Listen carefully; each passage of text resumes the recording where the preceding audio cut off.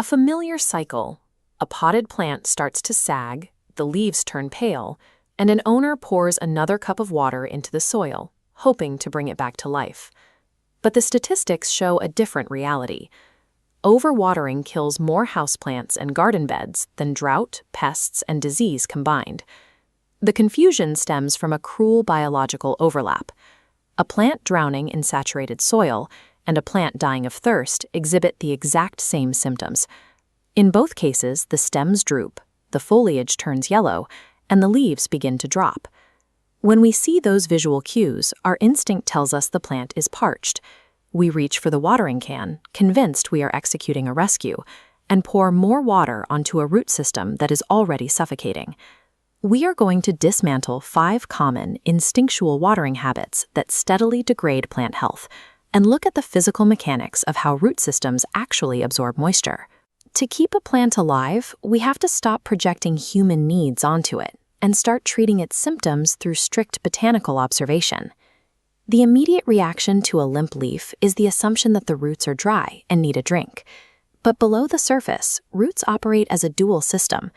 They absorb moisture, but they also function as lungs that require a constant supply of oxygen.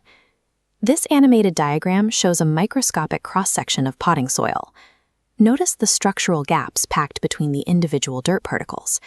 Those tiny open voids hold the oxygen that the plant needs to survive.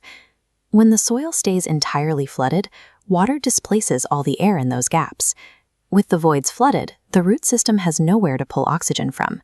The roots suffocate, turn black, and physically die back. That cold, airless environment triggers the next phase of decline. Root rot fungi thrive in waterlogged conditions, quickly taking hold and spreading through the compromised, oxygen-starved tissue. The mechanical fix is straightforward.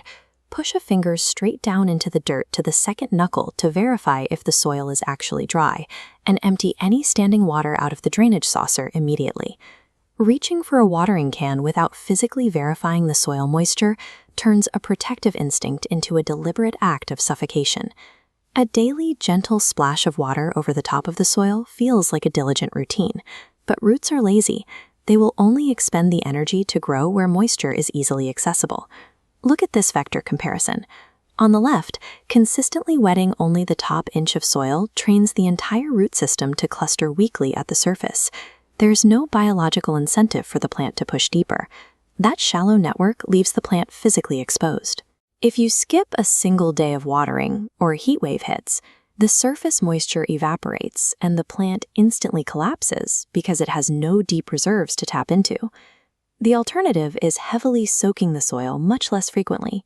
Pouring a massive volume of water into the pot ensures moisture sinks deep down, forcing the roots to chase the water toward the bottom of the container. Light daily attention trains a root system to be fragile.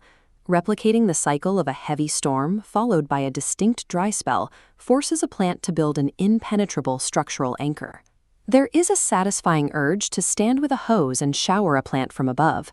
You might have heard the old warning to avoid this because water droplets act like magnifying glasses and scorch the leaves in the sun. That sunburn effect is a myth. The water evaporates long before it can focus the sunlight. The true danger is that wet leaf surfaces create a highly efficient germination zone for bacterial and fungal diseases like powdery mildew and blight. Furthermore, high-pressure water blasting into the dirt acts as a transport system, splashing dormant soil-borne pathogens directly onto the plant's lower leaves. Timing plays a similar role in spreading disease. We often water when it fits our human schedule, usually during the midday heat or late into the evening. Midday watering is highly inefficient. The sun is at its peak, and a large percentage of the water simply evaporates before it can penetrate the soil. The rapid evaporation around the plant can also induce heat stress. Evening watering introduces a different threat. Delivering water right before sunset leaves the soil and foliage damp through the cool, dark hours of the night.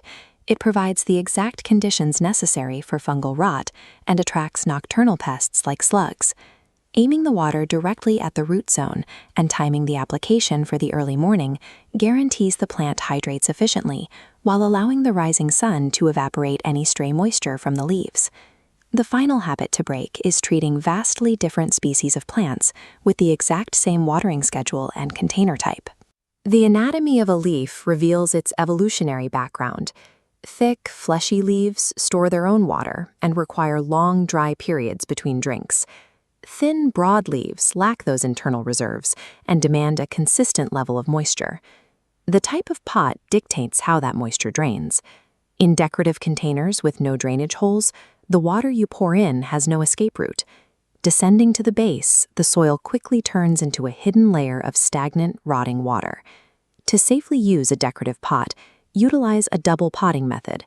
Keep the plant in a plain plastic nursery pot with drainage holes, set that inside the decorative shell, and lift it out during watering so the excess flows away freely. Finally, plant metabolism fluctuates with the seasons. During winter, sunlight decreases and growth slows down. A watering routine perfectly dialed in for the summer heat will overwhelm and drown that same plant during its winter dormancy. Discard the rigid weekly schedule. Put the watering can away until the soil dictates a need, provide adequate drainage, and let the biological reality of the plant drive your actions.